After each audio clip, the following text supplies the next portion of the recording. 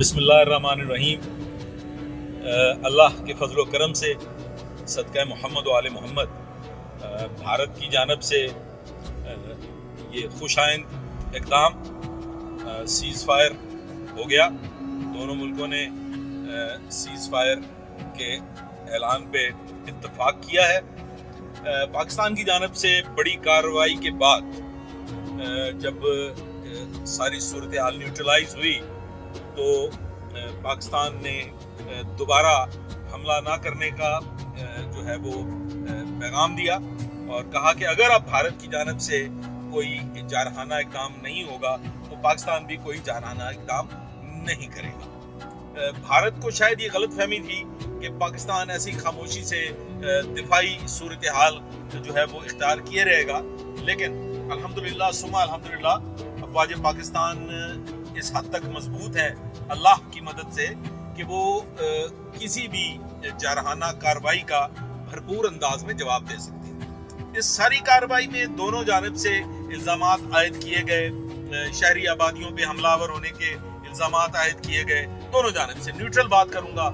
और अगर पाकिस्तान ने कोई कार्रवाई की तो भारत ने उससे इनकार किया,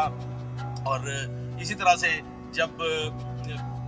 पाकिस्तान ने कोई कार्रवाई की तो भारत ने इनकार किया, और भारत ने कार्रवाई की तो पाकिस्तान ने कहा कि हमारा कोई नुकसान नहीं हुआ। चूंकि इसकी मॉनिटरिंग हम बराह रास्त नहीं कर रहे, हम इन चीज़ों को नहीं देख पा रहे कि भारत में क्या हुआ,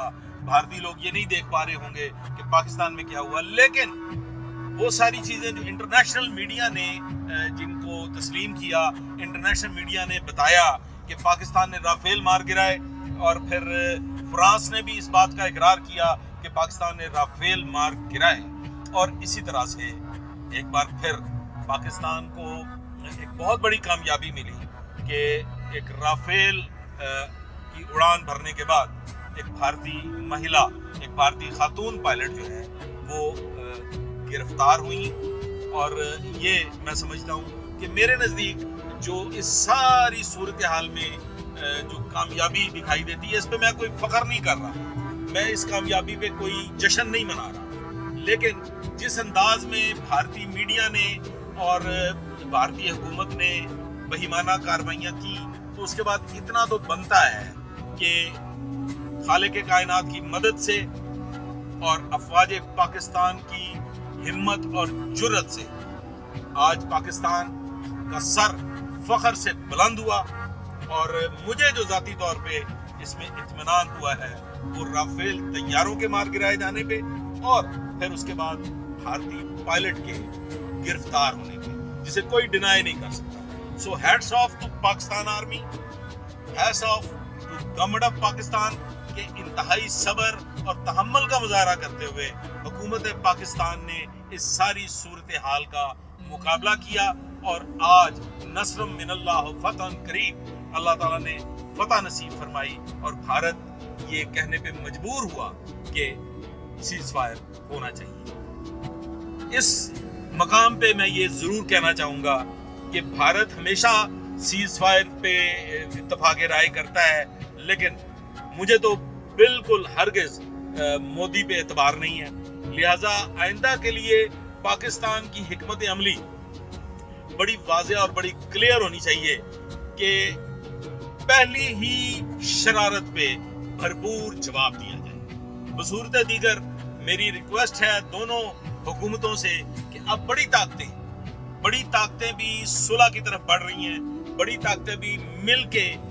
आगे तरक्की की राहों पे गामजन होने की कोशिश कर रही हैं। तो मैं ये समझता हूँ कि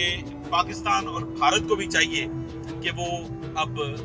सुलह की तरफ बढ़े, और पाकिस्तान और भारत दोनों मुल्क जो हैं वो तरक्की की राहों पे गामजन हो, मिल के काम करें। हम हमसाया ममालिक हैं और हमसे किसी को कोई फ़र्क नहीं पड़ता। भारत भी ये होश के नाखुन ले कि भारत की तबाही से भी किसी को फ़र्क नहीं पड़ता, लेकिन यकीन मानिए हमें इस बात का इंतहाई दुख होता है कि दोनों जानब से जब मासूम और बेगुनाह शहरी मारे जाते हैं तो